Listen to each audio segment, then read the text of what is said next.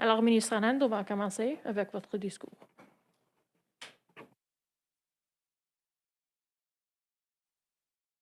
Bonjour tout le monde, good afternoon. Today I would like to mention the seminal moments that have passed and the important path that lies ahead. In the last 2 weeks, Canada has aggressively pursued, negotiated, received, and administered early doses of the very first COVID-19 vaccine in this country. We are on track to receive approximately 212,000 doses of the Pfizer vaccine early next week, with a subsequent delivery during the following week for a total of 255,000 doses this month. As I have said from the very beginning, we are in constant contact with our suppliers, and these increased numbers reflect our negotiations. In addition, as the Prime Minister has just announced, we have also secured regular weekly deliveries of approximately 125,000 Pfizer-BioNTech doses per week, starting in January, for a total of 500,000 in January alone. We are on track to receive the balance of the Pfizer 4 million doses in Q1, as previously mentioned. This inoculation effort has been a Team Canada approach like no other. Santé Canada a tenu son engagement d'évaluer rigoureusement et efficacement les candidats vaccins pour faire en sorte que des vaccins sécuritaires et efficaces soient mis à la disposition de la population canadienne. Service public et approvisionnement Canada est tenu son engagement d'assurer la livraison la plus rapide possible des doses de vaccins approuvées.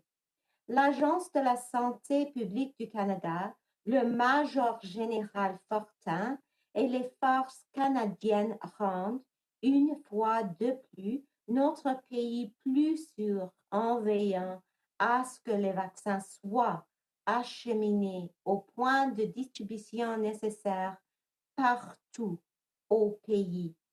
And provinces and territories are putting the vaccines exactly where they need to be, into the arms of Canadians. With the delivery and administration of the first COVID-19 vaccines in Canada, this week marks a turning of the tide in this pandemic. But just as tides gradually come in and out, it is too early to declare victory over COVID-19. La livraison du premier vaccin est l'aboutissement de plusieurs mois de travail de gens dévoués dans les secteurs publics et privés. Le travail de la communauté scientifique, des professionnels de la santé, des bénévoles et des organismes gouvernementaux.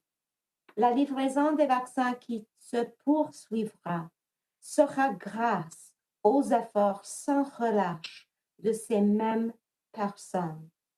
But make no mistake, the next weeks and months are absolutely crucial in protecting one another and ensuring that Canada emerges from this pandemic in as strong a position as possible. We remain on track to receive delivery of enough doses for all Canadians who wish to be vaccinated by the end of September 2021. While there will be bumps in the road in the weeks and months ahead, we are ready to work through them together, as we have from the beginning of this pandemic. For our part, at Public Services and Procurement Canada, we will continue to be in daily contact with our vaccine developers to monitor production, to push for the earliest possible delivery dates, and to monitor progress with other vaccine suppliers that have not yet received Health Canada approval. My colleagues at Health Canada, the Public Health Agency of Canada, and the Canadian Armed Forces continue to work tirelessly to ensure that safe and effective vaccines are distributed and administered throughout this country. Chaque personne au pays a la responsabilité de demeurer vigilante. Nous pouvons en effet voir la lumière au bout du tunnel et nous y en arriverons grâce à notre constance, notre persévérance et nos sacrifices. Together, we will climb this mountain. Thank you. Merci, Miigwech. Good afternoon and bonjour à toutes et à tous. There have been 488,638 cases of COVID-19 in Canada, including 13,916 deaths. There are 76,310 active cases across the country, and the national average case count is now over 6,650 cases reported daily over the last 7 days. With the ongoing high rates of infection in many areas of the country, the number of people experiencing severe illness continues to increase. Over the past week, there have been, on average, almost 4,000 individuals being treated in Canadian hospitals, including 650 in critical care and 115 deaths reported each day. National data released this week on opioid and stimulant-related harms is a tragic reminder of the broader impact of this pandemic, including the worsening of the ongoing opioid crisis. From April to June, there were 1,628 opioid toxicity deaths in Canada, which is the highest number recorded in a single quarter since national surveillance began in 2016. Now more than ever, we must work together to curb this devastating trend, never forgetting that each and every opioid toxicity death represents a life cut short and a person whose loss is grieved by family, friends, and community. The opioid crisis and substance use more broadly is a highly complex health and social issue. We know, however, that there are interventions that can and do save lives. Prior to the onset of the COVID-19 pandemic, we were seeing early signs that opioid toxicity deaths were declining in parts of the country. Sadly, as the latest data show, we're now seeing a loss in these hard-fought gains as COVID-19 and associated public health measures have impacted the toxic drug supply as well as the accessibility of substance use supports. We can do more to save lives, both during the COVID-19 pandemic and beyond, and must redouble our collective efforts to expand the availability of evidence-based harm reduction services like supervised consumption sites and take-home naloxone programs, and of treatment options, including safer pharmaceutical alternatives to the toxic drug supply. For anyone experiencing issues with substance use, know that there are options available to help. And the Wellness Together Canada online portal is a place to start that includes free of charge supports. By showing compassion towards people who are struggling and knowing what to do if you witness an overdose, every Canadian can help save lives. Visit canada.ca/opioids to learn more. At this time, it is also crucial for us to continue with individual efforts to protect our families, friends, and communities against COVID-19. Stay home if you have symptoms, practice physical distancing, frequent hand washing, wear a face mask in indoor public places, and avoid the 3 C's: crowded places, closed spaces, and close contact situations whenever you can. As we face down these 2 public health crises, it is crucial that we focus on saving every life we can. Thank you. Bonjour à toutes et à tous. Il y a eu 488 638 cas de COVID-19 au Canada, dont 13 916 décès. Il y a 76 310 cas actifs dans l'ensemble du pays. Le nombre moyen de cas signalés quotidiennement à l'échelle nationale au cours des 7 derniers jours s'élève maintenant à plus de 6 650 cas. Compte tenu des taux élevés d'infection qui persistent dans bon nombre de régions du pays, le nombre de personnes qui tombent gravement malades continue d'augmenter. Au cours de la dernière semaine, presque 4000 personnes atteintes de COVID-19 ont été traitées en moyenne dans les hôpitaux canadiens, dont 650 personnes étaient dans des unités de soins intensifs. De plus, 115 décès ont été signalés chaque jour. Les données nationales publiées cette semaine sur les méfaits causés par les opioïdes et les stimulants sont un rappel tragique des répercussions plus larges de la pandémie, y compris l'aggravation de la crise actuelle des opioïdes.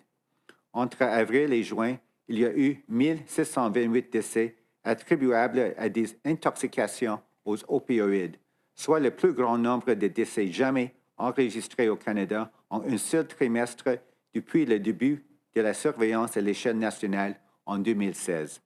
Maintenant, plus que jamais, nous devons joindre nos forces pour renverser cette tendance dévastatrice en n'oubliant jamais que chaque décès causé par une intoxication aux opioïdes est celui d'une personne dont la vie a été écourtée et la perte est ressentie par sa famille, ses amis et sa communauté.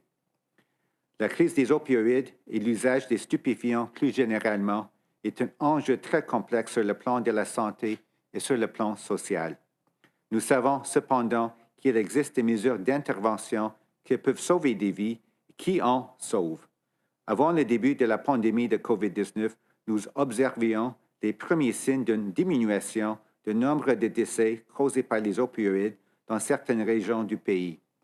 Malheureusement, comme le montrent les données les plus récentes, nous constatons une diminution de ces gains difficilement réalisés, comme la COVID-19 et les mesures de santé publique ont eu des répercussions sur l'approvisionnement en drogues illégales toxiques ainsi que l'accessibilité aux programmes de soutien offerts aux consommateurs des substances. Nous pouvons en faire davantage pour sauver des vies, tant durant la pandémie de COVID-19 qu'après, et nous devons redoubler nos efforts collectifs pour accroître l'offre de services de réduction des méfaits fondés sur les données probantes, comme les centres de consommation supervisés et les programmes de naloxone à emporter à domicile, et des options de traitement, y compris des substituts pharmaceutiques sûrs aux drogues illégales.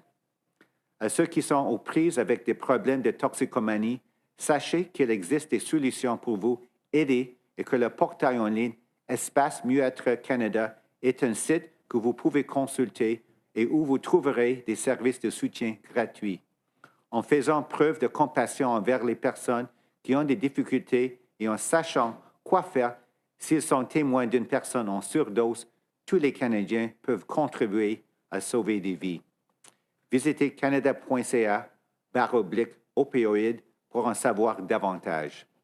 À l'heure actuelle, il est aussi essentiel que nous poursuivions nos efforts pour protéger nos familles, nos amis et nos communautés contre la COVID-19. Restez chez vous si vous avez des symptômes. Maintenez la distanciation physique et lavez-vous les mains fréquemment. Portez un masque dans les lieux publics intérieurs et évitez les becs, les lieux bondés, les situations de contact étroit et les espaces clos, autant que vous le pouvez. Au moment où nous faisons face à ces deux crises de santé publique, il est essentiel de nous concentrer à sauver chaque vie que nous pouvons. Merci. Alors, on a environ 25 minutes pour les questions. We have 25 minutes or so for questions, and we'll start with two over the phone and come back to the room. So, operator, go ahead with the first question. Thank you. Please press star 1 at this time if you have a question. S'il vous plaît, appuyez sur étoile 1 maintenant pour une question. The first question is from, la première question est de Kim Mackrell de Wall Street Journal. Please go ahead, à vous la parole. Hi, thanks. I'd like to ask about reports that 12 large companies, including Air Canada, Magna, and Suncor, will be rolling out rapid COVID-19 tests to employees of theirs who volunteer to take them. And this would be using antigen tests provided by Health Canada. Can you provide some more information on what the government's role is in this program and when we could expect to see this happen? I'll start with our procurements on rapid tests, and then I'll ask Dr. Tam to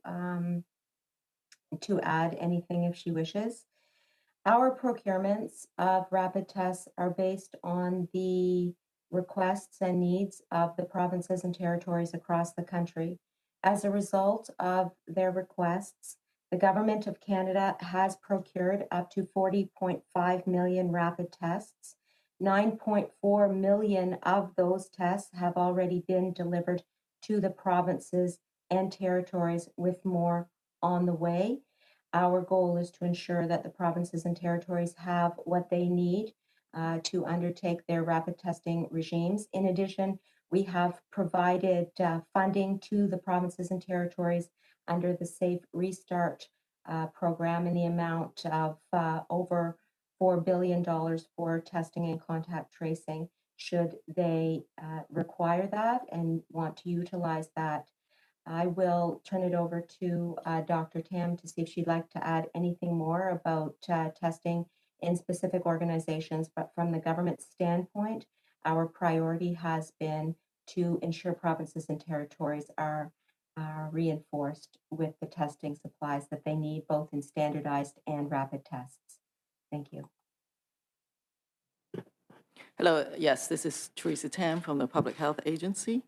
I think the Government of Canada is working, as you say, with industry partners and laboratories to expand the evidence base. I think the nature of these pilots are there to gather evidence and on the evolving science, and also looking at testing and screening in workplaces or industrial settings. I think there will be more information on that to come. I'm not sort of the lead on this project, but I expect that the leads involved will be providing more information in very short order. But it should not impact on the provincial territorial supplies in terms of the antigen tests. We do have additional tests that are set aside essentially for pilots or for research. Thanks. And just as a follow-up, my understanding was that the pilot project that we're talking about here was supposed to have been announced today. Testing was supposed to start December 28th. I'm just wondering if you can explain if there was a delay or if something went wrong with bringing it out sooner. And in any event, does it still have a value if a pilot of testing out of testing employees at corporations doesn't come until sometime in the new year or finish perhaps in the spring? Does it still have a value given that vaccinations are now being rolled out? I think testing forms a critical part of the public health response. And as you've seen, there's pilots, for example, at the international border. So we're trying to gain actual data out of those pilots. So I would see the same for any workplace settings. We have had outbreaks, of course, in workplace settings. And I think these kind of studies will provide more information on what the role of the testing, and particularly if the antigen tests are being used, it will give us more data on their performance. Obviously, to date, much of the tests has been done for people who are symptomatic. So some of the questions that we may want to sort of look at is, well, what is the application for screening asymptomatic persons, for example, which we don't have a huge amount of data on using the tests that are available at this point. And so, but I actually, just to be frank, I'm not the lead on the project, so I expect that they will provide the information in due course, but it's never too late. I mean, I think we expect that any industrial setting or workplace to be following the local public health advice, and that all of those measures and the plans for how they conduct their business or work aligns with those. But I do think that testing will become a increasingly important layer of the public health measures, and these studies will provide more information on that. OK, prochaine question. Thank you. Merci. The next question is from, la prochaine question est de Micheline Laflamme de Radio-Canada. Please go ahead. À vous la parole. Bonjour. Puisqu'on parle de lieux de travail, il y a 11 sites dans le nord de l'Alberta, là où on exploite les sables bitumineux, où il y a des éclosions. Et souvent, de par le passé, on a vu que ces éclosions avaient mené à d'autres contaminations dans d'autres provinces parce que les travailleurs prennent l'avion pour aller et sortir de ce lieu-là. Alors, est-ce que ça vous inquiète? Est-ce que vous êtes inquiet justement des conséquences que ça pourrait avoir dans d'autres provinces? Merci pour la question, c'est Dr. Njoo. Oui, on continue d'avoir toujours des bonnes discussions avec nos homologues des provinces et territoires et chaque fois, si on a signalé une éclosion dans une province, il y a toujours une comité des fois qui analyse les données, mais aussi les aspects comme les travailleurs peut-être qui sont vraiment les habitants des autres provinces et territoires. Il y a une bonne collaboration entre les autorités de santé publique de toutes les provinces et territoires pour gérer chaque éclosion. Donc, je pense qu'on continue au fur et à mesure avec les éclosions et c'est sûr que c'est une priorité pour toutes les provinces et territoires à gérer. Suivi, Micheline? Oui, merci. Et puis, moi, j'aimerais savoir qu'est-ce qu'il reste à faire pour autoriser le vaccin de Moderna. Et peut-être une question à deux volets, là. Et quand les 200 000 doses de Pfizer vont-elles arriver? Parce que les provinces se demandent justement quand pour pouvoir enclencher leur clinique de vaccination et les élargir aussi. OK, premier, presque... Oui, la première question, et c'est deux questions, oui. La question avec l'approbation de vaccin de Moderna, c'est toujours le même, comme il dit, même enjeu. On attend avec patience le processus réglementaire de Santé Canada. Il demande, je pense, que d'autres données de l'entreprise Moderna. Et c'est peut-être une décision prochainement, mais à part de ça, je ne peux pas vous donner d'autres renseignements. C'est ça le cas actuellement. Et pour deuxième question, avec les doses, Pfizer. Ce que je peux vous dire, c'est Dr. Tam et moi, on est au courant avec qu'est-ce qui se passe à un certain niveau, mais vraiment pour les détails logistiques, c'est plus le major général Danny Fortin qui est dans la meilleure position pour vous donner les renseignements. C'est vraiment les détails qui sont vraiment... ça change peut-être même d'une heure à l'autre et c'est peut-être pas la meilleure chose pour moi pour donner des détails que je pense que c'est mieux pour le major général Danny Fortin. Merci. Est-ce que Mme Anand voudrait dire quelque chose?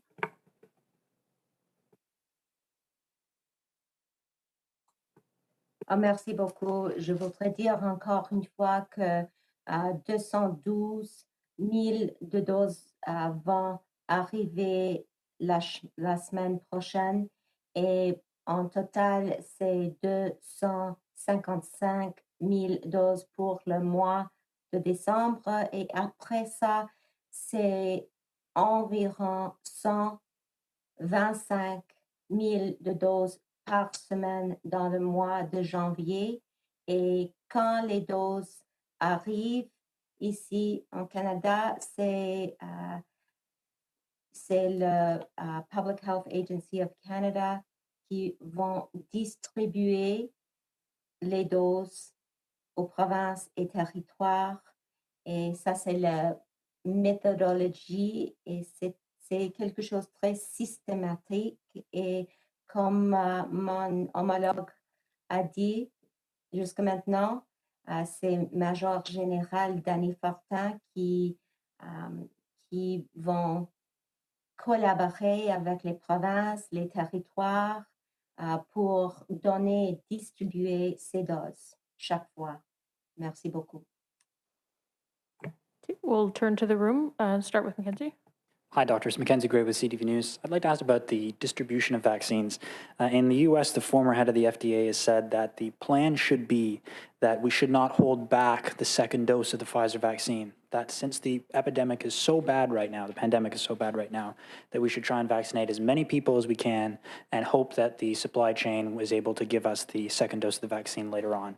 BC is doing that, but Ontario is holding back vaccines. What is your approach, and what do you think the province here should be doing in terms of distributing vaccines right now? I think as per the recommendation of the National Advisory Committee on Immunization, people need 2 doses. And there's a minimum interval, and but the target is 21 to 28 days in between the 2 doses, and that is a recommendation. Because every jurisdiction has a slightly different set of circumstances in terms of logistics and how well you can predict the arrival of that second dose. All I can say is, for planning purposes, it's great to hear this schedule, because if you know that there's 125K coming every week in January, that makes planning for that second dose much easier in terms of not necessarily have to hold back the initial one. So I think Major General Fortin will have more details, but every day, every hour, practically, these numbers are, there's more precision, I think, to the information. And even the provinces will probably adjust accordingly. So I don't know what they're going to do. Having heard this latest information, they may then decide to do something a bit different with the initial arrivals. But if you're in Newfoundland and you perhaps think there's a winter storm that can hit you, you may do something a bit different than if you were in another jurisdiction. So I think those details are to be worked out on the ground. And your epidemiology is also different. My follow-up question is for Minister Anand. A board member of Pfizer has said that since the U.S. turned down purchasing vaccines starting in the second quarter, that there is availability to purchase vaccines for other jurisdictions from their Michigan plant starting in April. Is Canada talking with Pfizer about procuring additional vaccines during that time period right now? Well, hi, Mackenzie. I can't actually see you, but hello. I will say that without question, we are in touch with our suppliers, Pfizer included, almost daily, to accelerate the timelines and to ensure that Canada has the earliest possible access to Pfizer doses wherever produced. It is my goal to ensure that doses of vaccines come into Canada as soon as possible. And certainly I am speaking with the company, as is my team, almost daily to ensure that this is the case. As you can see, our numbers have moved slightly at the margins in terms of increases for our doses in the month of December. Now, as I've said, we're going to be receiving approximately 255,000 doses for the month of December from Pfizer. And that's just an example of how these conversations are ongoing, and we are continuing to push our suppliers. Tonda? Good morning, Tonda McCharles, Toronto Star. Dr. Tam, you'll remember a little while ago, you said that the initial doses, the 3 million people that can be vaccinated in the first quarter of 2021, that there would be enough doses to cover all those priority groups. And I'm just wondering if you can help me understand that, because when I looked at some of the numbers for those populations, it seems to be much greater than 3 million. So I'm wondering if you can walk me through. By what I looked at, there's some 4 million people plus over age 70 in Canada. There's 1.7 million Indigenous people. There's at least about 1 million healthcare providers. That doesn't count PSWs and nursing aides and long-term care homes. And so I think I've covered all the groups. So basically, that's a lot more than 3 million. Can you walk me through how you figure 3 million's enough to hit those priority groups, which is what you told us a few weeks ago, or a week ago? Well, I think, there's the guidance provided to provinces and territories. In the end, they implement the programs. But you have to have some ballpark in terms of just thinking about how you go about this. So the National Advisory Committee on Immunization provides the recommendation, based on some ballparking of these numbers at a very national level, but the detailed planning has to occur at the provincial and local levels. So some of the priority groups are persons who are in the congregate settings, staff and residents, particularly for homes for the seniors. So we know that there's every effort being provided to try and cover that priority group. And then it's healthcare workers, but not every one of them, but I think provinces are prioritizing those in direct patient care, and particularly the ones that are going to be in contact with the high-risk groups. So personal support workers are part of that calculation in terms of the long-term care. For the community-based elderly, the recommendation is start with the oldest age group. Depending on what your vaccine uptake is, how much vaccines are available at certain points in time, you start with the oldest in the community, the 80 years and older. If you have more, you can then increase it to people who are 75 and then 70. So people can, that's a sort of scale that you can actually flexibly adjust based on the realities on the ground. And so you can't predict those things. There are assumptions being built into how they're operationalized. And then Indigenous peoples are provided as a priority group, which is very important. We did the planning so that the territories and the more remote areas get prioritized for the Moderna vaccine, as we talked about, and that's partly a logistical implementation issue. But of course, there are other Indigenous peoples who are at high risk, besides those in the most remote and isolated areas. And each jurisdiction is planning through that as well. And that should be in consultation with leadership of the Indigenous community. So that is happening on the ground. So those are the guideposts for those 4 groups. And depending on what assumptions you put in, may or may not cover everyone, but there's elasticity in the number of healthcare workers and the numbers of seniors in the communities that can be covered.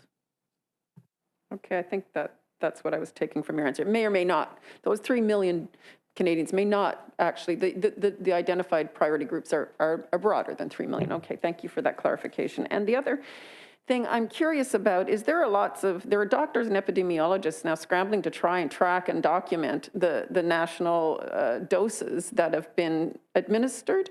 But I'm curious, it doesn't, unless I'm not sure what PHAC is doing to track that. It doesn't seem like you have your own tracker. I've been referred to the provinces being responsible, but surely since you've stepped up or stood up some kind of vaccine safety compensation program for injury or trying to track adverse events, presumably you are tracking the administration of doses. Where can we find that as Canadians? Where can we find how many doses are being administered? So we just started, first of all. People are sort of just getting their clinics going, but there's commitment to the provinces to provide us with regular updates and for how many doses they've administered, and also any vaccine adverse events.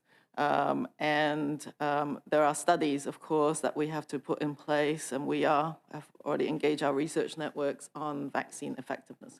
So vaccine coverage, one would expect that we will be reporting those out on a regular basis very soon, but there is commitment to do that. So we intend to put that actually on the website so that you will get that tracked. But for now, of course, we got to give people a bit of warm-up time. And actually, December has been a perfect opportunity for everyone to get everything in gear, to rehearse, to get the clinics going, and then begin the sort of reporting process so that we can be ready when January comes around. Are there any further questions from the phone? There are no further questions at this time. Nous n'avons plus de questions pour le moment. Hi, thanks. David Thornton, CBC News. I'm just wondering if you have received any reports, Dr. Tam, of any significant adverse vaccine responses or events. So it's early days, of course, in the vaccine rollout. And minor side effects are expected. So I think that's important to tell the general public. In fact, in the NACI recommendations, that statement, it will show you that about 10% of people might have a bit of a soreness in their arm, some with a bit of soreness in their arm. They may get fatigued and tired and have some aches and pains, and that is actually expected, and that will go away. We have not received to date any serious adverse events, but we're tracking, of course, the international reports in collaboration with other regulators in other countries, but not as yet. But it's not unexpected when large numbers of vaccines are going to be deployed that rare side effects could occur, but not to date. We're seeing in Ontario some reports that the province is mulling stricter measures come Boxing Day. So I'm wondering, Dr. Tam, do you think that provinces and territories should be proactive in that it's inevitable that people will probably get together during the holidays? There will be these spreader events, and they should be proactive and start contemplating and start discussing perhaps whether or not stricter measures should be in place, because it's the holidays, as some people are saying, and I'm hearing that people are saying you can't stop me from gathering. Yeah. Well, it's a very difficult thing to do, but as I've said, you need both the public and the public health or government systems to both contribute to reducing spread and reducing contact. So you can have very stringent, restrictive public health measures, but the public has to be on board. And so I think based on what I've seen in terms of the epidemic trajectory right now, we are still accelerating and we're still increasing. So that epidemic curve in many parts of the country is not bending.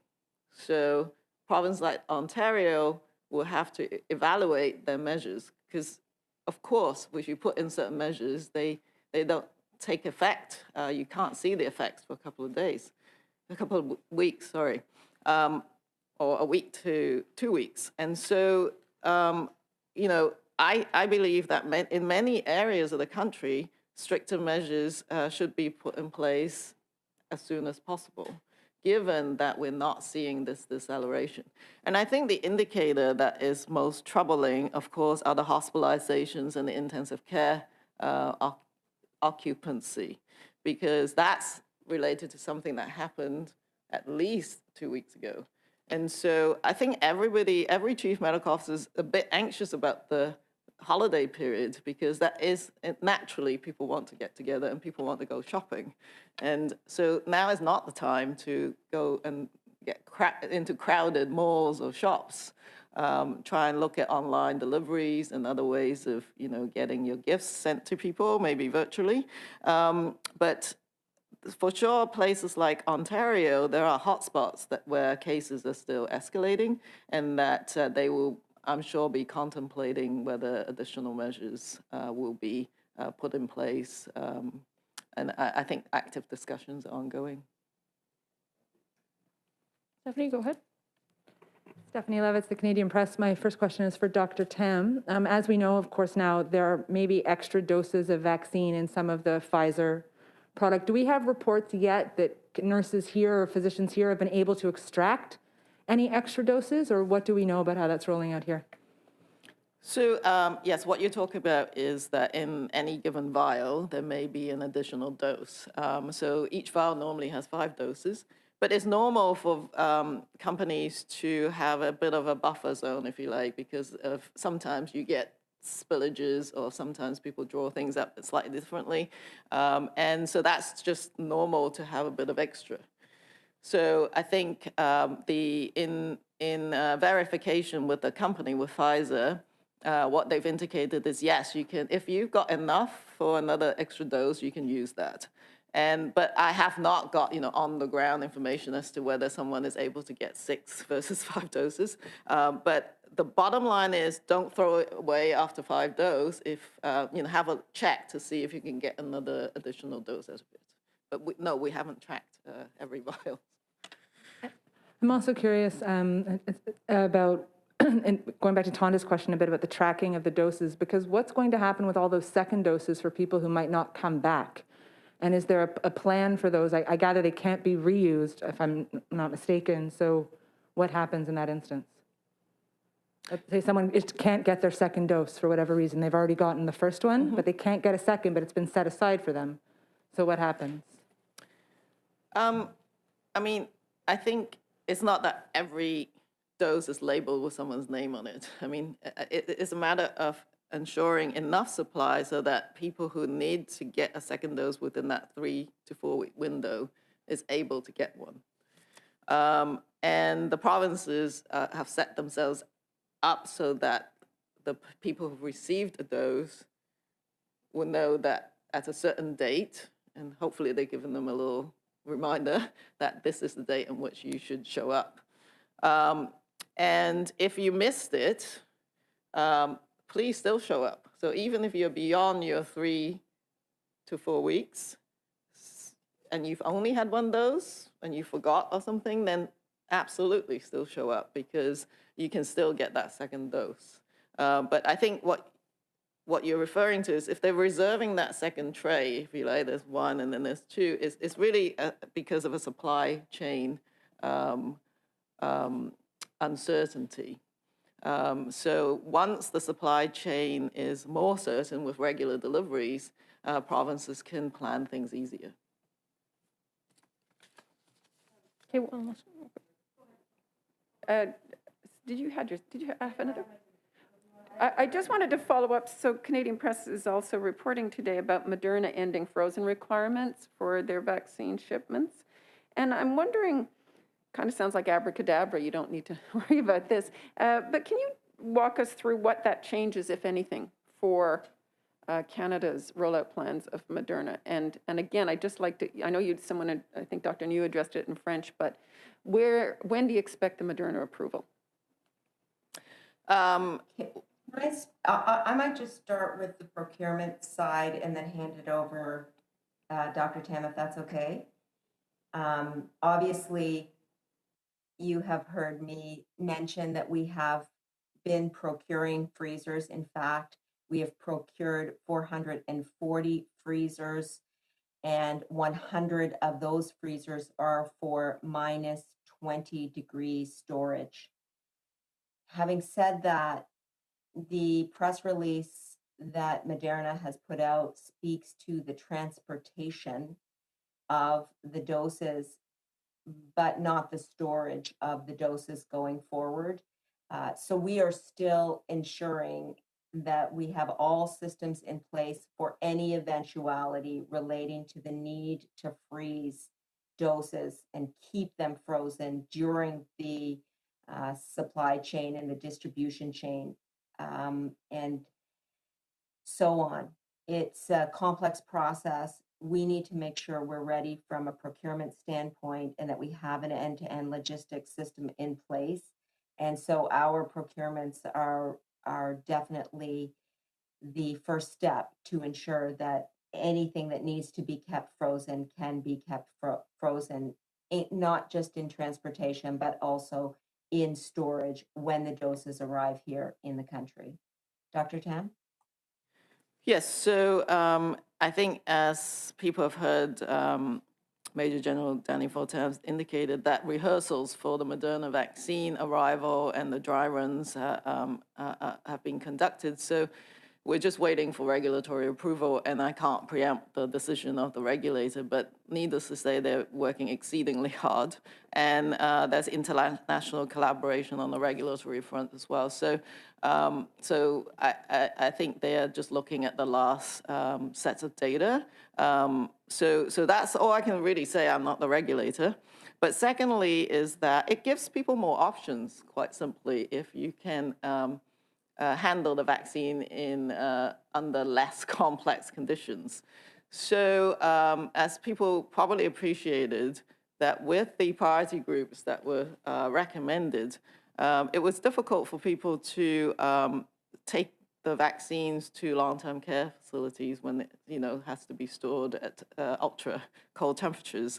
And so in many jurisdictions, they have been initially prioritizing for workers who can move to the sites to get vaccinated.